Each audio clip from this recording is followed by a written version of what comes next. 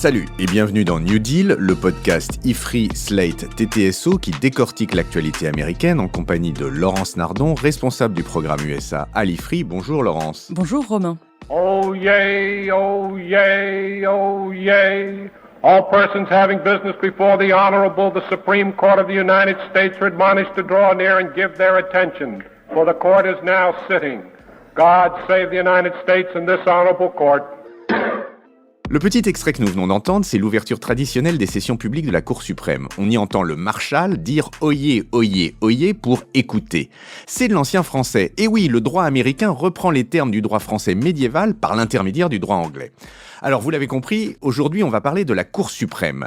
Les vacances d'été arrivent et comme chaque année, The Supreme Court of the United States, SCOTUS, rend un certain nombre de décisions sur des affaires qu'elle a traitées dans l'année. On l'avait dit dans un épisode précédent enregistré au lendemain de la disparition de Ruth Ginsburg, l'épisode 49 du 23 septembre 2020, je sais que vous aimez l'exactitude Laurence, la Cour joue un rôle incroyablement important dans la définition des politiques publiques aux États-Unis. Son arbitrage peut renverser des décrets exécutifs, des législations ou des jurisprudences. Or, on sait que Trump a nommé 3 juges très conservateurs, faisant basculer la majorité de la Cour clairement à droite. Et pourtant, les décisions annoncées la semaine dernière sont assez modérées. Alors Laurence, qu'est-ce qui s'est passé ? Oui, mai et juin sont les mois où la Cour rend ses décisions et effectivement, on est surpris ces derniers jours des décisions qui sont tombées. Parce que, avec les 3 juges nommés par Trump, vous en avez parlé, Neil Gorsuch, Brett Kavanaugh et Amy Coney Barrett, la majorité des juges devient conservatrice à la Cour suprême. Ils rejoignent en effet Samuel Alito, Clarence Thomas et le Chief Justice John Roberts. Ça fait 6. Et de l'autre côté, Elena Kagan, Stephen Breyer et Sonia Sotomayor, ça fait 3 juges libéraux. Libéraux au sens américain du terme, bien sûr, ça veut dire progressistes. Et donc, avec 6 juges conservateurs sur 9, ça devrait donner des décisions conservatrices. On n'a pas l'impression que ce soit le cas. C'est vrai, Romain. Je vous propose qu'on examine 3 des principales décisions qui viennent de tomber. Il y en a beaucoup d'autres, mais on va choisir celle-là. Une sur la liberté religieuse, une sur la loi sur la santé Obamacare. Ces 2-là sont sortis la semaine dernière, le 17 juin. Et puis la 3e, qui est sortie lundi 21 juin, sur le droit des athlètes universitaires à être payés. Eh bien, commençons donc par la liberté religieuse, Laurence. C'est la décision Fulton versus City of Philadelphia. Je vous explique. Tout démarre avec une agence qui s'appelle le Catholic Social Services et qui est une agence de placement d'enfants abandonnés ou en difficulté dans des familles d'accueil. Cette agence, dans ses statuts, elle indique que jamais elle ne placera d'enfants auprès de familles homosexuelles, parce que c'est une agence d'obédience catholique.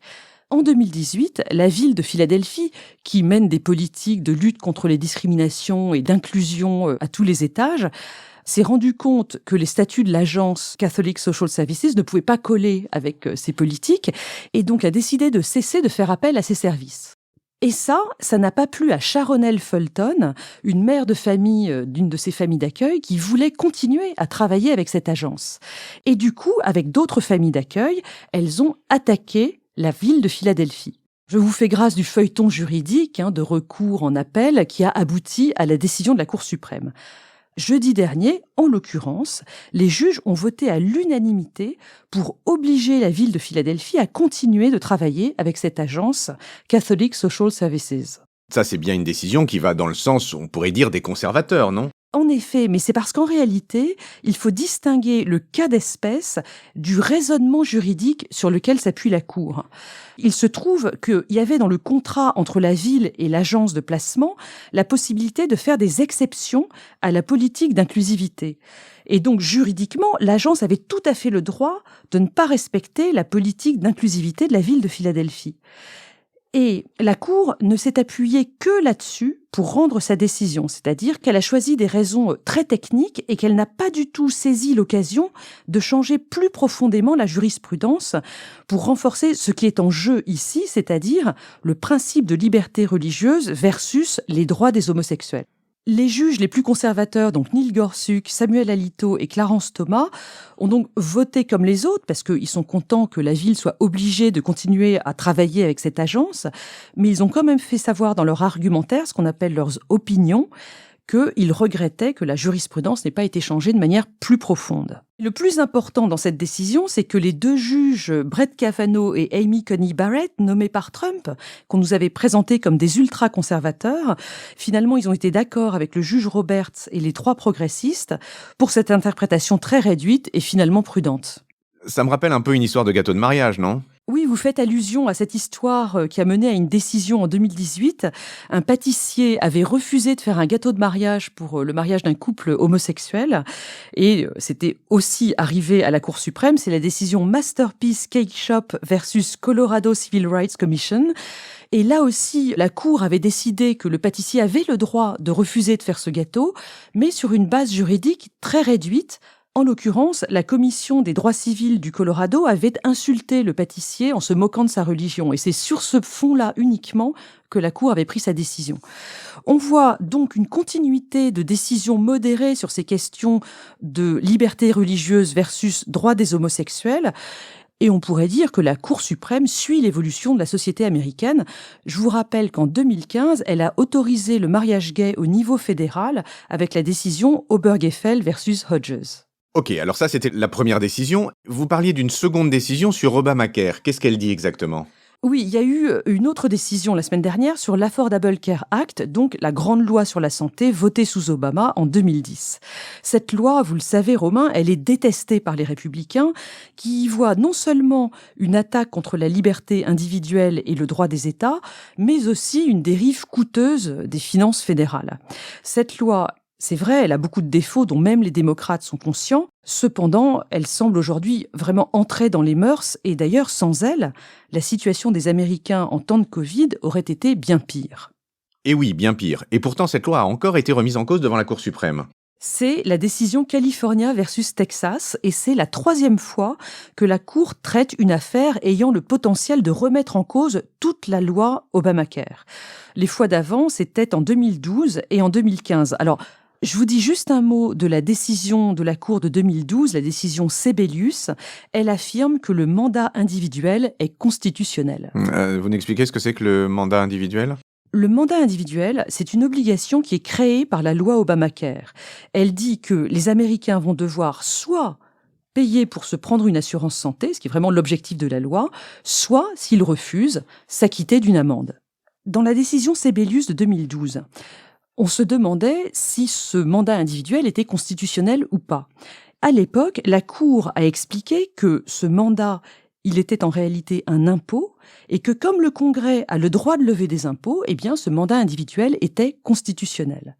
Or, dans la réforme fiscale de Trump de décembre 2017, le montant de cette amende, il a été ramené à 0. C'était un moyen pour Trump d'affaiblir Obamacare. Pour certains États conservateurs comme le Texas, cette amende ramenée à 0, elle signifie que le mandat individuel cesse d'être un impôt et que donc il redevient inconstitutionnel. Et plus largement, c'est toute la loi Obamacare qui doit être annulée. Bon, c'est un peu complexe, mais on suit. Alors, qu'est-ce qui s'est passé après ça ? Eh bien, dans le recours de la semaine dernière, on voyait 18 États conservateurs menés par le Texas qui pensaient que la loi Obamacare était inconstitutionnelle, et en face d'eux, 21 États progressistes menés par la Californie qui pensaient que la loi n'était pas inconstitutionnelle. Et alors, sanction des juges ? On a 7 membres de la Cour suprême, menés par Steve Breyer, qui ont dit tout simplement que les 18 États conservateurs n'avaient pas subi de préjudice direct, leur donnant le droit d'entamer des poursuites. Et donc, il n'y avait rien à décider. La Cour n'a pas statué sur le fond, mais elle a confirmé que la loi pouvait continuer à être appliquée. Les 2 juges qui n'étaient pas d'accord, c'était Neil Gorsuch et Samuel Alito, donc les plus conservateurs. Ce qu'il faut retenir de cette décision, c'est qu'avec cette 3e occasion manquée pour la Cour de défaire Obamacare, la loi semble désormais inattaquable. J'ajoute que ça enlève un caillou dans la chaussure de Joe Biden qui va pouvoir s'occuper d'autre chose. Parfait. Et donc on en arrive à notre 3e affaire qui concerne les athlètes étudiants, si je me souviens bien. Oui, c'est la décision NCAA versus Alston. NCAA, c'est la National Collegiate Athletic Association, une association fondée en 1906. C'est l'entité qui gère, vous savez, ces étudiants sportifs de haut niveau qui sont admis en fac gratuitement parce qu'ils sont très performants. Elle gère pas moins de 500 000 étudiants à l'heure actuelle. De quoi s'agit-il ? Jusqu'à présent, la NCAA interdisait que ces athlètes universitaires soient rémunérés pour leurs matchs ou pour leurs compétitions. L'idée, c'était de préserver la très belle idée du sport amateur. Les étudiants étaient de toute manière payés en nature, que ce soit sous forme de droits d'inscription, de frais de déplacement ou autres. Mais on a bien vu dans les années récentes que les collèges et les universités s'enrichissaient incroyablement avec les droits de retransmission télé, la publicité sur le nom des athlètes, qui eux, pendant ce temps-là, ne touchaient rien du tout. Et donc, la situation était devenue vraiment injuste.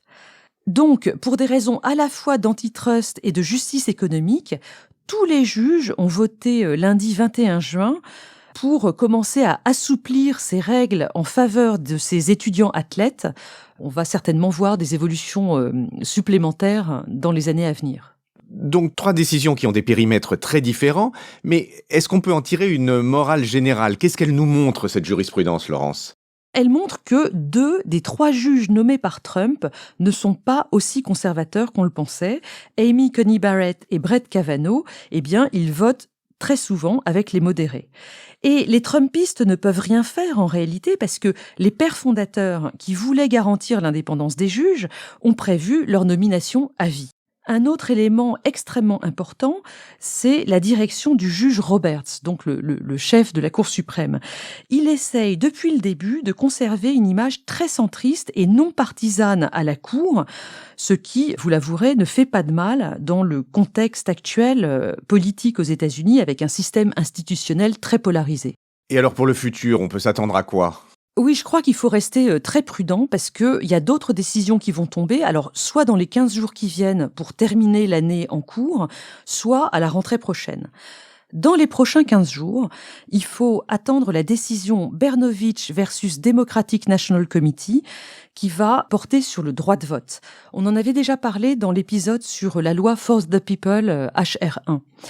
La Cour suprême va examiner 2 lois de l'Arizona qui visent à restreindre le droit de vote, notamment pour les minorités. Ces 2 lois, elles pourraient en l'espèce être validées, mais là encore, c'est la question de la base juridique choisie par les juges qui va être importante, et notamment la validité aujourd'hui de la loi de 1965 qui garantit le droit de vote pour tous aux États-Unis. Et on n'est pas au bout de nos peines parce que, à la rentrée prochaine, donc pour l'année 2021-2022, la Cour a prévu de s'attaquer à des affaires qui portent sur l'avortement, sur le port d'armes et peut-être même sur les politiques de quotas, ce qu'on appelle l'affirmative action. Et c'est là qu'on va voir si ces 2 juges, Brett Kavanaugh et Amy Coney Barrett, sont véritablement modérés ou s'ils redeviennent conservateurs. On sait que Amy Coney Barrett, par exemple, est une catholique pratiquante. Pour ma part, je me demande ce que sera sa décision sur les questions d'avortement. C'est là où on va voir effectivement le rôle du président de la Cour suprême. On va voir si John Roberts continue sur sa ligne de crête extrêmement équilibrée entre conservateurs et progressistes. Et puis c'est là aussi où on va voir quel est l'héritage de Trump, puisque, comme vous l'avez dit, les juges sont nommés à vie. Et c'est finalement peut-être à la Cour suprême que se trouvent les grands espoirs de pérennité pour le mandat de Trump. En tout cas, je pense qu'on aura l'occasion de reparler de cette jurisprudence et de cette cour fondamentale dans le système institutionnel américain. Je vous remercie, Laurence, et je vous dis à la semaine prochaine. Merci Romain, à la semaine prochaine. New Deal, chaque semaine, sur Slate, TTSO, Lifree et sur vos plateformes de podcast préférées.